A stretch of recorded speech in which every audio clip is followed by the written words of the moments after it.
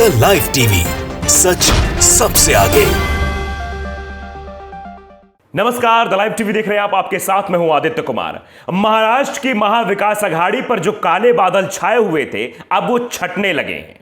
यानी जो गाड़ी है वो पटरी पर आनी शुरू हो गई है। जिस तरीके से कल उद्धव ठाकरे ने फेसबुक लाइव किया और फेसबुक लाइव के जरिए अपने विधायकों से संवाद स्थापित करने की कोशिश की, जो विधायक उनके संपर्क से दूर हो गए थे, उसका अब असर भी दिखाई दे रहा है। और अब एक एक करके लोग जो है शिवसेना के समर्थन में आ रहे हैं। महाराष्ट्र के प्रदेश अध्यक्ष ने भी ट्वीट करके बाकायदे ये कहा है कि हम उद्धव ठाकरे के साथ हैं, वो जो फैसला लेंगे वो हम मानेंगे। गौतम अडानी भी साथ आ गए हैं और साथ ही साथ ये भी चर्चा हो रही कि अभी जब 20 विधायकों की बात की जा रही है, अब 21 विधायकों के समर्थन की बात कही जा रही है कि 21 विधायक हमारे संपर्क में हैं और जब फ्लोर टेस्ट की बात आएगी तब वो हमारे पास आ जाएंगे। तो एक एक करके हम आपको दिखाते हैं कैसे अब जो है कुनबा बढ़ता चला जा रहा है। और जो अभी तक ये दिखाई दे रहा था कि हो सकता है कभी भी महाराष्ट्र में महाविकास अघाड़ी की सरकार गिर जाएगी, वो अब नहीं होने वाला है।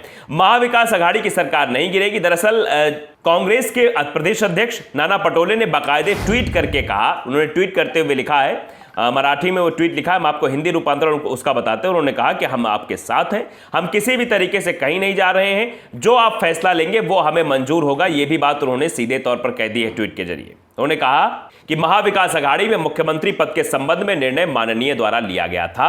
उद्धव ठाकरे को कांग्रेस का पूरा समर्थन है।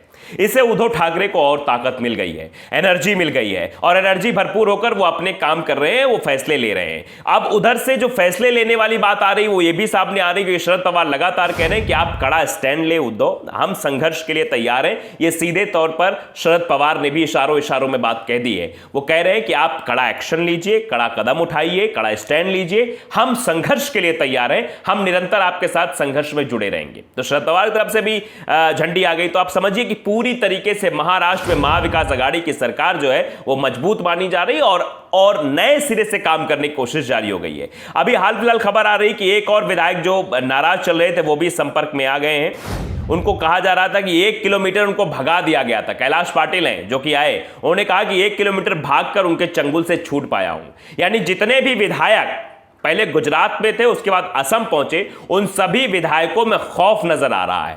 जब पहले विधायक आए, देशमुख साहब आए थे, तो उन्होंने भी कहा सीधे तौर पर कि हमें लग रहा था कि हमें बीमार कर देंगे, ऐसा लग रहा था। कह रहे थे कि आप बताइए कि हमें हार्ट अटैक आ गया है, आपको हार्ट की प्रॉब्लम है, हमारे पीछे 100-200 पुलिस वाले लगा दिए गए थे। ये बात वो कह रहे थे। और अब कैलाश पाटिल साहब कह रहे हैं कि वो किसी तरीके से भागकर वापस आए हैं।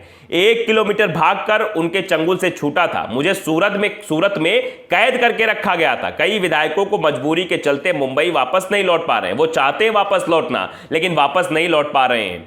और गौतम अडानी की बात करते, गौतम अडानी भी समर्थन में आ गए हैं। ये तस्वीर आप देख सकते हैं, तस्वीर आपकी स्क्रीन पे। गौतम अडानी शरद पवार से मिलने पहुंचे और वो सीधे तौर पर कहा कि हम जो है शिवसेना के साथ है। तो इससे आप अंदाजा लगा सकते हैं शिवसेना की ताकत जो है वो अब बढ़ती चली जा रही है। 20 का आंकड़ा जो अभी तक बताया जा रहा था वो जो है अब बढ़ा दिया गया है।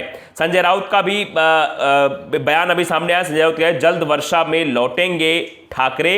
संजय राउत ने कहा कि आज हमारे विधायकों का अपहरण किया गया है, उद्धव ठाकरे जल्द सीएम आवास में लौटेंगे। गुवाहाटी में इस समय 21 विधायक हमारे संपर्क में हैं। फ्लोर टेस्ट हुआ तो जीत हमारी ही होगी। ये बात सीधे तौर पर कही जा रही है। जो अभी 20 की कही जा रही थी वो 21 ही कही जा रही है, क्योंकि कैलाश पाटिल भी अब इधर खेमे में आ गए हैं। और नितिन देशमुख ने भी सीधे तौर पर कहा था कि मुझे तो जबरन सूरत ले जाया गया था। एकनाथ शिंदे गुट से वापस लौटने वाले विधायक नितिन देशमुख ने कहा कि सरकार के खिलाफ बीजेपी ने साजिशें की। उन्होंने सीधे तौर पर पर्दाफाश किया इस बात का।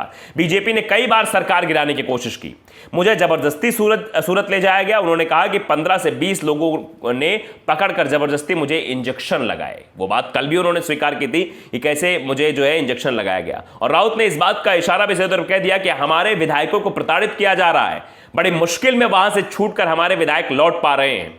जो बात कही गई कि जान जोखिम में डालकर 2 विधायक वहां से चंगुल से छूट कर आए हैं, वो बीजेपी का चंगुल था।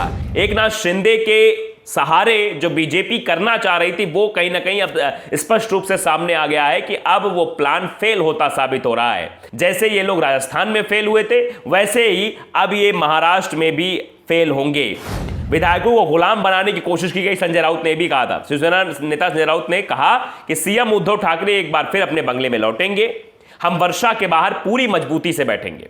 एकनाथ शिंदे ने के साथ 21 विधायकों ने हमसे संपर्क साधा है, ये फिर से हमारे साथ होंगे। अविश्वास प्रस्ताव आया तो महाविकास अघाड़ी की ही जीत होगी। राउत ने यह भी कहा कि हमारे विधायकों का अपहरण किया गया है, हमारे विधायकों को गुलाम बनाने की कोशिश की गई है। होटल में एक साथ 42 विधायक दिखे थे, जिसके बाद यह चर्चा तेज हो गई थी कि हो सकता है गुवाहाटी के रेडिसन ब्लू होटल में बागी विधायकों की क्लिप जो सुबह सुबह जारी हुई थी, आप सबने देखी होगी। 42 विधायक दिखाई रहे थे, 42 में से अब 35 शिवसेना से थे तो 7 विधायक निर्दलीय बताए जा रहे हैं। इस दौरान विधायकों को नारा लगाते हुए देखा सकता है। विधायकों ने नारा लगाया कि शिंदे साहब तुम आगे बढ़ो, हम तुम्हारे साथ हैं। तो शिंदे साहब अब फैसला लेंगे, क्या होगा क्या नहीं होगा। ऐसा बताया जा रहा है कि शिवसेना जो है अब पूरी तरीके से मजबूत स्थिति में आ गई है, क्योंकि एक के बाद एक लोगों का उन्हें समर्थन मिल रहा है। सब लोग उनके साथ आ रहे हैं और सीधे तौर पे कह रहे हैं कि हम आपके साथ हैं, कुछ भी हो जाए।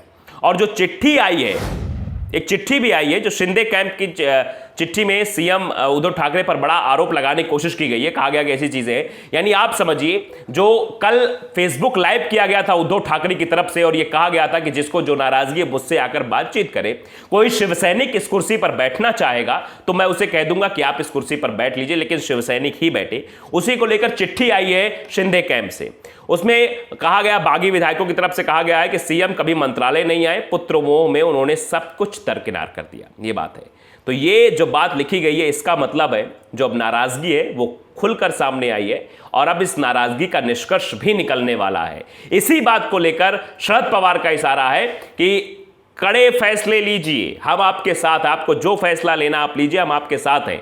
तो अब अंदाजा लगा सकते हैं अब कहीं ना कहीं एक नया जो है स्टैंड लेने की कोशिश उद्धव ठाकरे की ओर से की जाएगी, क्योंकि विधायकों ने जो अपील कल की गई थी उस पर अपनी नाराजगी चिट्ठी के जरिए जाहिर करने की कोशिश की है कि आपको पुत्र मोह ज्यादा हो गया था, आप विधायकों की नहीं सुन रहे थे, हमारी सुन नहीं रहे थे। तो हो सकता है कि अब बदलाव की गुंजाइश है, क्योंकि जब जहां बातचीत होती है वहीं बदलाव की गुंजाइश होती है।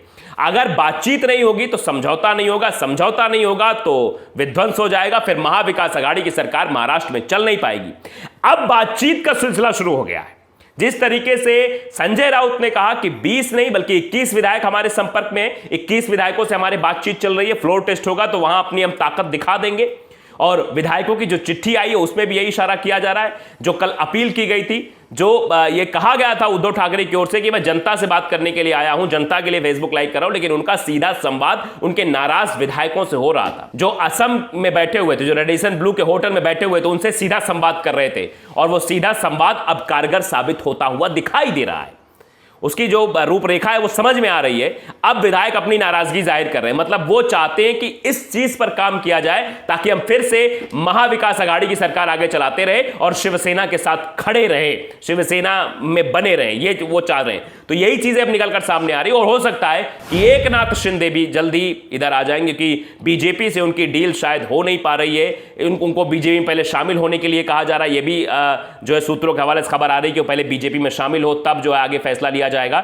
शायद इसी को लेकर बात भी बनती नहीं दिखाई दे रही। तो आने वाला समय जो है वो सीधे तौर पर यह इशारा कर रहा है कि महाराष्ट्र में महाविकास अघाड़ी पर संकट नहीं आने वाला है, क्योंकि कांग्रेस भी लगातार साथ खड़ी हुई है। और कांग्रेस ने सीधे तौर पर कहा, नाना पटोले जो कि कांग्रेस के प्रदेश अध्यक्ष, उन्होंने कहा कि हम शिवसेना के साथ खड़े हैं, जो भी फैसला लेना हो लीजिए, हम आपके साथ हैं। तो द लाइव टीवी अगर आपने सब्सक्राइब नहीं किया, सब्सक्राइब जरूर करिए, बेल आइकन दबाइए ताकि सच खबर आप तक पहुंचती रहे। नमस्कार। द लाइव टीवी, सच सबसे आगे।